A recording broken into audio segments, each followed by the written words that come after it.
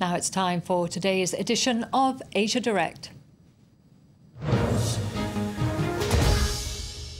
And our correspondent, Carrie Nooten, is here to give us the latest news from Singapore and Malaysia.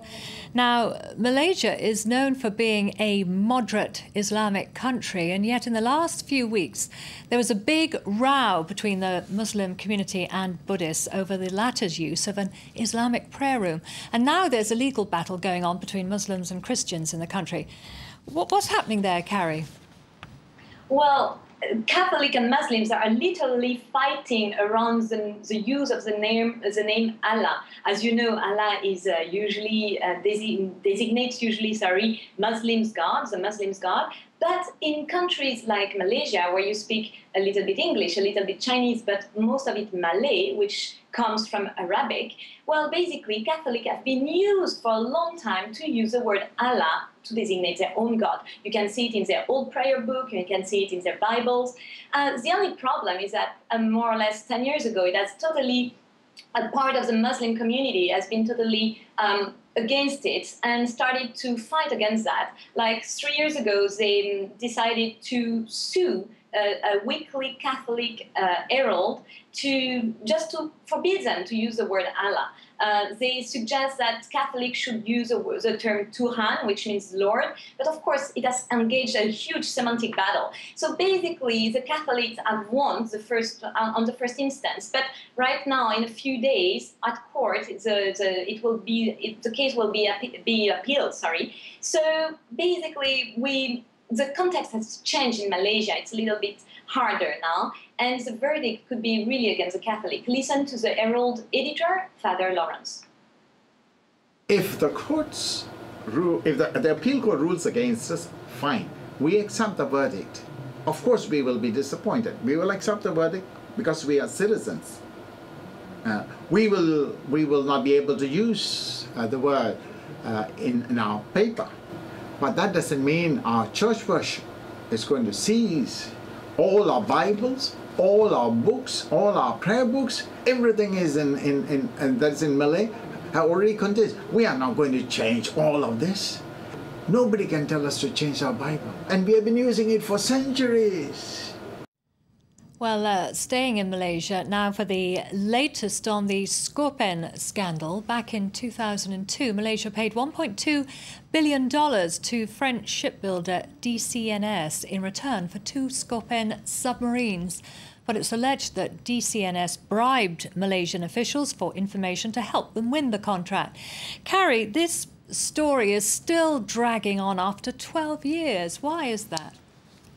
Well, this story is actually imbricated with another one, a smaller one, a more local one, the death of a Mongolian translator called Altantuya. This lady comes from Mongolia, and she is supposed to be the translator between France and Malaysia when they bought the submarines. The only problem is, like 3 days ago, 2 policemen who have been recognized as murdering Altantuya back to 2006 have been totally just freed. Which has totally, like the whole country is angry with that. You can see it all over on the social medias. And now, of course, people speak again about the Scorpene story, and especially because Prime Minister Najib Razak himself could be implicated. He was defense minister at the time, and so, of course, it comes back. As you say, the French sold 3 submarines, among 2 Scorpènes, and a human rights association called Swaram in Malaysia is wondering if there couldn't be suspicions of corruption, especially via one of Najib Razak's best friend, who was also the lover of this Mongolian girl. So listen to Cynthia Gabriel, who is a member of the board of Swaram. Inquiry has actually shown us things that we would never been able to get in Malaysia. For example, the contract between the shipbuilding company, DCNS, and the Malaysian Defence Ministry, which shows that the contract was worth more than €1 billion. And within that, there was a consulting contract for training, for support services amounting to €114.9 million. this is the basis of Swaram's complaint, whether such amounts of money, which are so big and so gigantic, are actually considered part of how a deal is actually signed. Or is this an element that actually feeds corruption? On to lighter news now, and the film that won this year's Caméra d'Or at the Cannes Film Festival, Ello, directed by Singaporean filmmaker Anthony Chen, is being released in France today. Carrie, tell us more about this movie. Well, ello is a story between a couple, their 10-year-old son and their helper coming from the Philippines. It's a pretty common situation in Southeast Asia to have helpers coming. Basically, it's a lovely movie. You should have a look. It's been pre-selected for the Oscar. Anthony Chen has been pretty happy that Western public has received it well. Listen to him.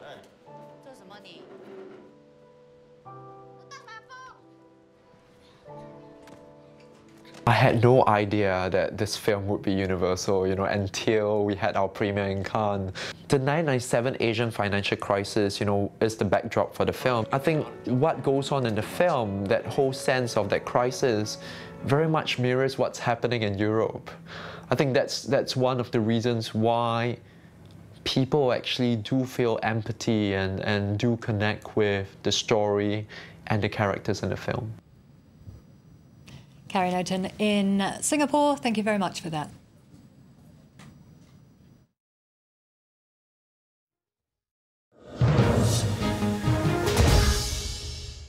Well, we'll be back in a few minutes. Stuart will be here. Do stay with us.